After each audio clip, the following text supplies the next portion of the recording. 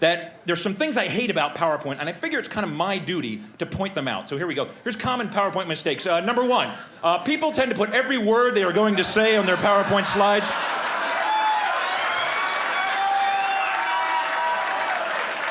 Although this eliminates the need to memorize your talk, ultimately this makes your slides crowded, wordy, and boring. You will lose your audience's attention before you even reach the bottom of your first slide.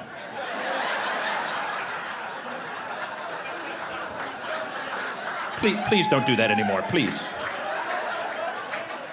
Number two, most common, many people do not run spell check.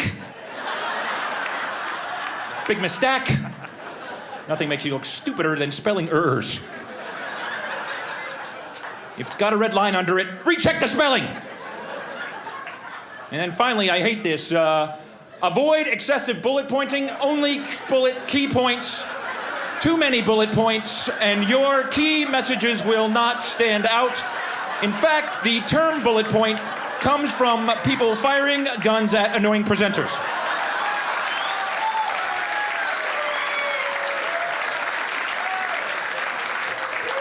Hence the bullet point. Bad color schemes, not good. Clashing background and font colors can lead to distraction, confusion, headache, nausea, vomiting, and loss of bladder control. I can't stay on that one too long. Here's something I've noticed. The number of PowerPoint slides you have in your talk, the less useful your talk actually is. Unfortunately, my presentation is right there. I've also noticed this. People love to pack data into their presentations. They just shove more and more data thinking it's better, but it's not. The more data you have, the harder it is to read your slide, and the effectiveness plummets. Now you can improve the effectiveness by adding some shading and some 3D effects, and then some second order and third order effects, and then, I know, let's add some labels. That'll help a lot. And that's pretty much every marketing slide I've ever seen right there.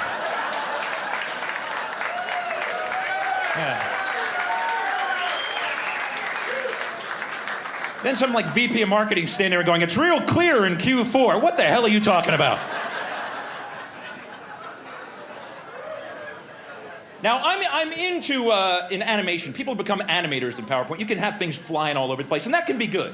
If you're a visual learner, that will improve the effectiveness of your performance. But if you're easily distracted, more animations, and people have no idea what you're talking about. They're just, wow, that is cool, wow. And there's regions here, by the way. There's the simple but effective region. There's the active but confusing, the effective but boring, the active but ineffective, the dull but static region, the busy but useless, the ADD only region, the useful but amusing, the stupid but confusing, the dull triangle, the hyper triangle, the sleepy square, the dizzying pentagon, and everything else I just call pointless motion.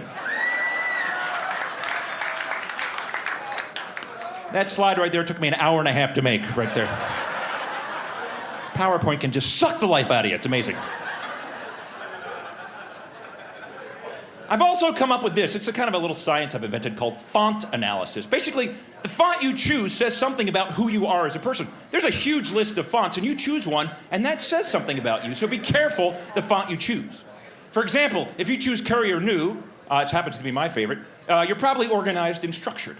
If you choose Matisse, it means you're artistic. And if you choose Times New Roman, it means you're lazy, apathetic, and unimaginative, and you always use the default. Oh. A lot of Times New Roman people, welcome. We have some more. If you use freehand script, you're a horrible speller, so you try to hide it with a hard-to-read font. Very smart. If you use Gothic, it means you're very pale and you wear black. And if you choose Wingding, it means you're a nerd and you have no life. In fact, if you know what those symbols mean, you will never have a date, trust me. Don't bother.